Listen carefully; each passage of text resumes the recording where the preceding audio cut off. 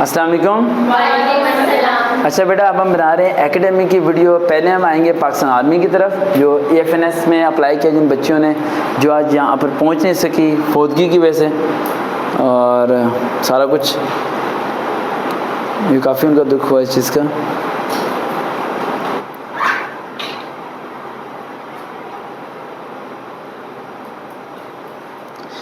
अच्छा, जो EFNS में जिन्होंने अप्लाई किया हुआ, जिनका 5 अगस्त से लेकर 12 से 15 अगस्त के दरमियान टेस्ट है, आपका भी टेस्ट है?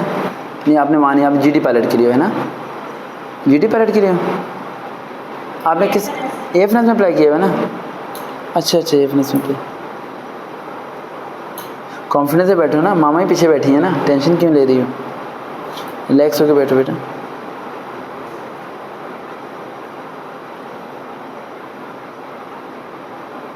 अच्छा, इन लोगों ने कहना है बायोलॉजी, अभी से कर लो प्रैक्टिस। बायोलॉजी, केमिस्ट्री, फिज़िक्स, ये आपका नहीं है, आप 3 का नहीं है, ये 1, 2 इन 3 का है।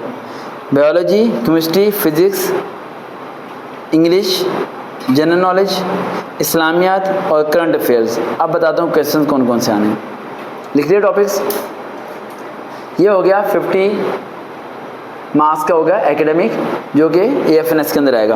अब पहला आ गया बायोलॉजी। बायोलॉजी में क्या करना है? सारे बच्चे में से क्वेश्चन पूछ रहे थे, सर क्या फर्स्ट ईयर सेकेंड ईयर की बायो को रिवाइज करके जाएं?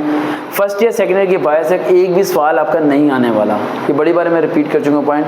9, 10 की बायो जिन बच्चों ने पढ़ी हुई है, उसके अंदर चैप्टर्स के अंदर मोर इन्फॉर्मेशन होती है येलो कलर की। पता है ना निशा, डू यू नो वगैरह पता है ना? म्योसिस क्या होते हैं, ठीक है, मिटोसिस क्या होते हैं, उसके बाद फेजिस क्या क्या थे, उसके अलावा फंगी किसे कहते हैं, उसके अलावा इस तरह के जो बेसिक है ना सारे, वो सारे के सारे आपने पढ़ के जाने हैं। वहाँ से सारे MCQs आने हैं और कहीं से MCQs नहीं आएगा। अब रहेगा फिजिक्स।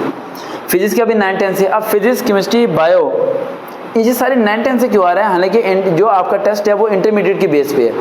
आप ऑब्जर्व करो, अगर एक बच्चे ने मास्टर किया हुआ है, MBA किया हुआ है, क्या किया हुआ है? MBA, और वो लेक्चरशिप्स के लिए अप्लाई करता है कॉमर्स टीचर के लिए, ठीक है, या एक बच्चे ने MSc बायोलॉजी की हुई है और वो लेक्चर के लिए अप्लाई करती है टीचिंग के लिए बायोलॉजी के लिए, क्या MSc बायोलॉजी वाली क्लास को पढ़ाएगी या फर्स्ट ईयर वाली क्लास को पढ़ाएगी? फर्स्ट ईयर वाली क्लास को पढ़ाएगी। अगर फर्स्ट ईयर वाली क्लास को पढ़ाएगी तो वो टेस्ट में कौन से किस्म के सवाल पूछेंगे? जो फर्स्ट ईयर की बुक के अंदर होंगे। लेकिन वो बच्ची कौन सी पढ़ के जाएगी? MSc वाली, इसलिए वो टेस्ट में क्या हो जाएगी? फेल हो जाएगी। इसीलिए अगर आपने इंटर बेस पे अप्लाई किया तो वो आपके इंटर के क्वेश्चन नहीं पूछेंगे, वो क्वेश्चन कौन से पूछेंगे? मैट्रिक के पूछेंगे। और यही वजह होती है सब बच्चों के फेल होने की, कि वो इंटर पे फोकस करके बैठे होते हैं और सारे क्वेश्चन आ जाते हैं मैट्रिक पे। जिस तरह बच्चे जब एजुकेटर के अंदर अप्लाई करते हैं टीचिंग के लिए, बच्चियाँ और बच्चे, वो जब अप्लाई करते हैं उन्होंने ग्रेजुएशन की होती है, जिस तरह आपकी ग्रेजुएशन कंप्लीट हो जाएगी। जब अप्लाई करोगी तो आप क्या करोगी? ग्रेजुएशन और इंटर की बुक्स को रिवाइज करके जाओगे। आपको ये सोचना चाहिए कि जब आपकी जॉब होगी तो आप कौन सी क्लास को पढ़ाओगे? 7th और 8th क्लास को।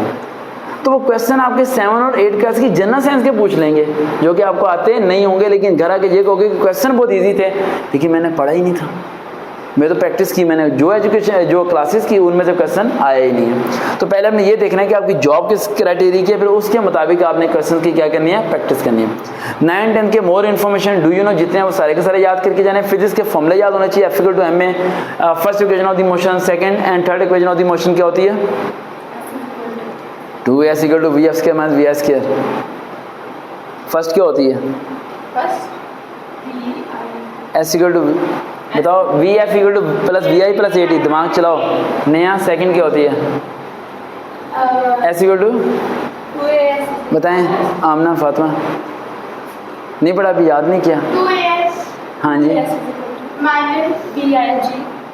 DIG। फर्स्ट डिवीजन होगी VF=VI+AT होता है फर्स्ट वाली, और जो सेकंड वाली होती है वो 2s=VI+1/2 AT का स्क्वायर, समझिए। थर्ड क्या होती है? 2s=VF² - VI², ठीक है। और आइंस्टाइन का इक्वेशंस E=mc², ठीक है। ये सारी चीज़ें याद करनी है तो फिर होंगे पास, वरना पास नहीं होंगे, फिर एकेडमी में आके फेल हो जाओगे आप लोग, फिर कहोगे पता नहीं कहाँ कहाँ से सवाल आ गए थे।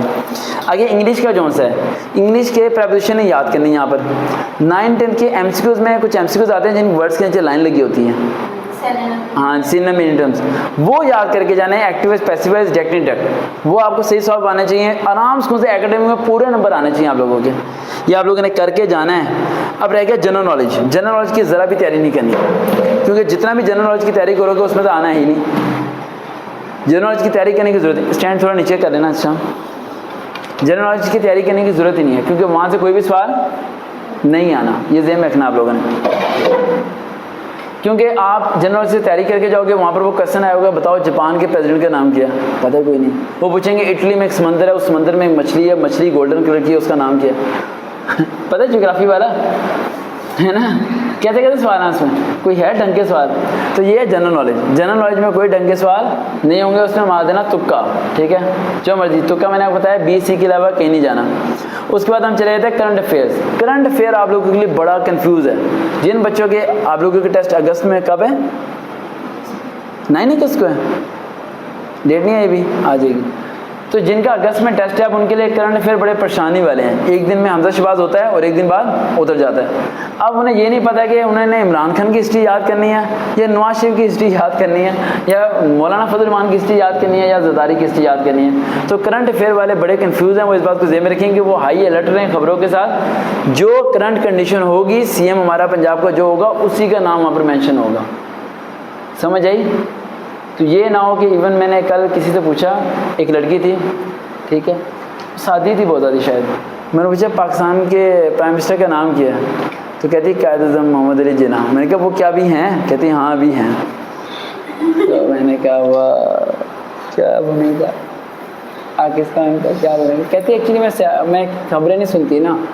आप में से ये पूछेंगे उस ड्रामे में उस बंदे के साथ क्या हुआ, आप ये पूछेंगे उसकी नेक्स्ट एपिसोड कब आएगी, वो लड़की जो गाड़ी के नीचे आकर मरी है वो दोबारा जिंदा कैसे होगी तो बेटा करंट अफेयर पढ़ना पड़ेगा आप लोगों को। मोबाइल फ़ोन को छोड़ के, ये बीमारी है। ये क्या है?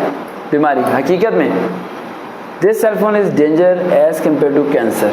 कैंसर से ज़्यादा ख़तरनाक है अगर आप इसका यूज़ गलत करते हो, ठीक है। लेकिन इसका यूज़ कब करना है? जब आपको जॉब मिल जाए, उसके बाद जो मर्जी यूज़ करो। आपके तो घर वाले कहेंगे बाहर में जाओ, दफ़ा हो जाओ यहाँ से, ठीक है। लेकिन जब तक आपको मंजिल नहीं मिलती, जब तक इन चीज़ों से दूर रहो। क्या रहो? दूर।